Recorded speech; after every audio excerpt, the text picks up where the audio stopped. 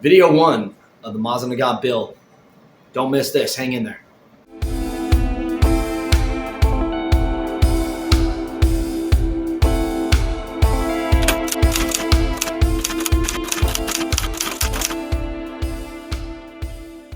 All right, folks, this is going to be the first video of the Mosin Nagant build that you saw in an earlier video we did. So in this video, we're going to get down to the brass tacks of what we're going to have to do to get this restoration project rolling. Before we go anywhere, I'd just like to remind everybody to check out our website if you're looking for an identification solution for your firearm to easily identify similar looking guns in your gun safe and know what caliber they are, or if you're just looking for a custom name on them. Check out our track tags. Go to our website at kaamb.com or cam.com, like it's spelled right here on that. Check out our products. We got some really cool stuff. Really today what we're going to do is try to line out and assess what we're looking at on this Mosin Nagant. The first thing I want to do, obviously this thing is not in any condition to shoot right now. So the first thing that we're going to do, instead of shooting this, we're going to scope the bore. This bore on this Mosin Nagant has not seen a cleaning brush since I bought it. Now, I've never shot this thing before. When it showed up about 14, 15 years ago in my business, it was in working condition, but this was a $60, $70 gun that I was going to simply use to practice on, to learn how to do gunsmithing, to learn how to cut threads, to learn how to mount scope mounts and do all sorts of different things. And so this was my torture test candidate for all that fun stuff. I want to look at the bore and I want to give you a look at what we're going to see in there. And for those of you that have been following my lead lapping videos, I don't know this, but I have a really good feeling that today you're going to see footage from my bore scope of what a good candidate for a lapping job calls for.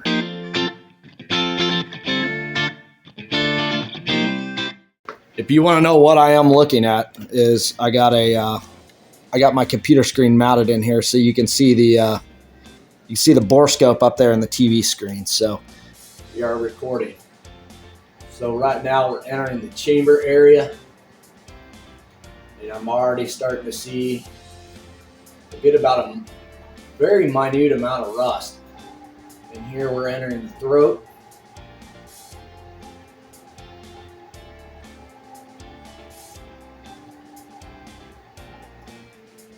Not a lot of wear on the throat.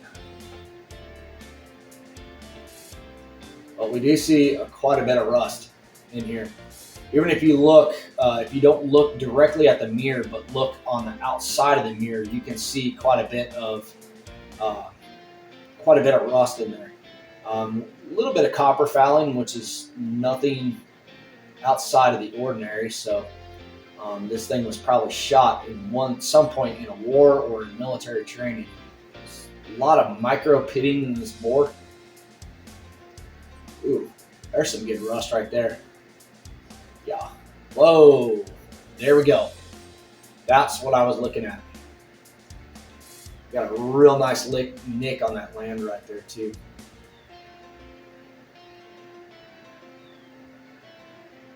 Which we should be able to get that out with a lapping process. Nice little piece of rust in that groove. A little bit more rust right there.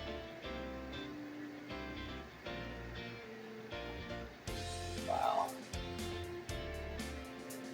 Yeah, this thing is insane.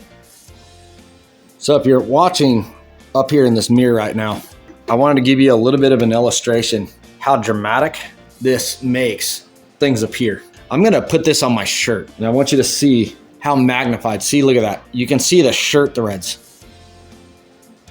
That's how magnified this bore scope makes things. So some of what you're seeing in this bore scope is not as bad as it looks, but it's still pretty bad. So what we saw was some severe rusting and pitting inside that bore.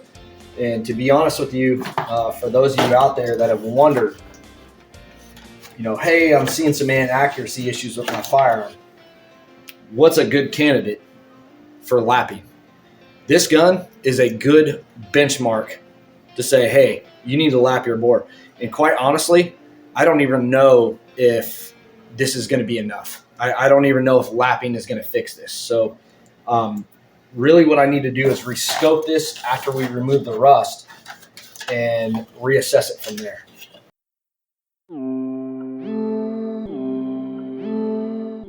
So what I'm going to do is I'm going to take some of this, some rust remover. We're just going to put this down the bore. And I'm probably going to take a brush and just continue to brush it as it removes some of the rust. So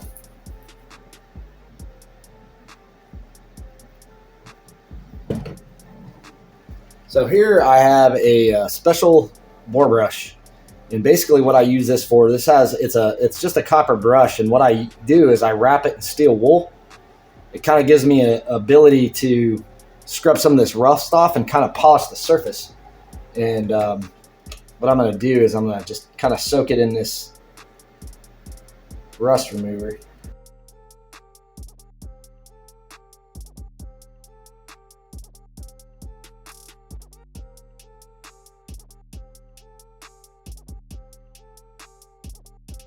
Now what I'm going to do is I'm going to roll this the other direction. Because I want to use gravity to my advantage.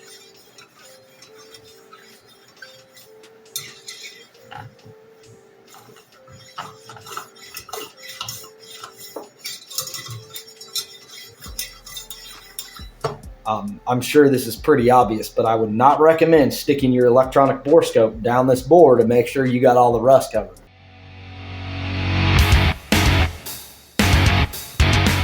Now that I've done the rust removal process in the bore, we're going to go ahead and scope it again to see what we have to work with, because there's a lot of rust in there we needed to knock out. And now we need to kind of look at it and see what we're left with after doing the scoping. So I saturated the bore with some oil. If any of you want to know what oil I use on guns, motor oil is just as good as any of the others out there. Actually, in most cases, it's probably better with the various friction modifiers and heat additives that they place in motor oils that gun oils really don't have when it comes down to testing them on a bearing tester. So we got that done. Now we're going to go ahead and fire up our bore scope and see what we got going here.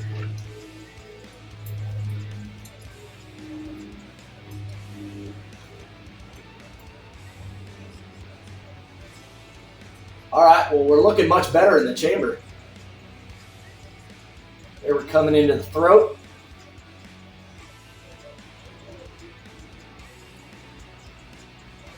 Okay, that's looking much better. A little copper showing up. A lot of copper. And just so you know, I actually scrubbed the copper, and it's still embedded. I'm not too worried about it, because copper is essentially a lubricant. It's very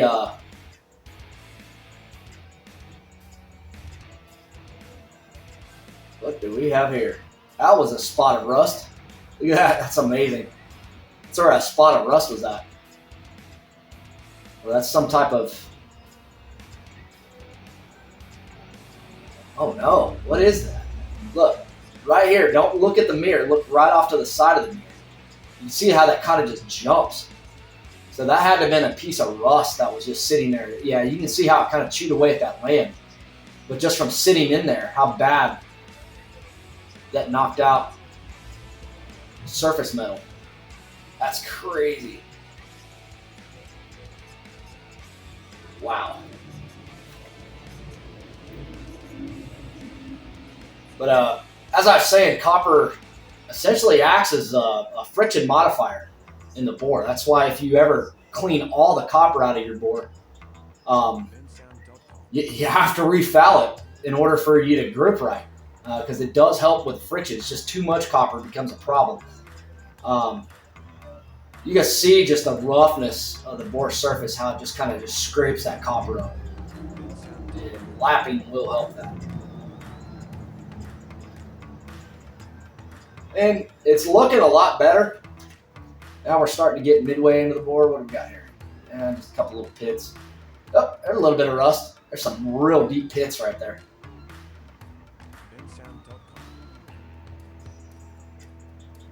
I'm not surprised. Yeah, so we got some pretty deep embedded rust in here that our brush is just not getting out. So I'm not too concerned about, because even though from the camera it looks like it's on the surface, if you're not looking at the mirror, so if you look right at the bottom of the screen, you're going to see how it looks like it's surface rust, but when you look at it, it's actually just from pits from the surface rust that have since been removed.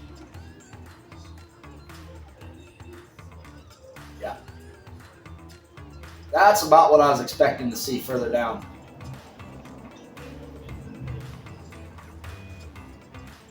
We cleaned up real good in here though. Crown's still looking good. That's good to know. That's not gonna really matter once we're done with it. We're gonna end up having to repolish the crown.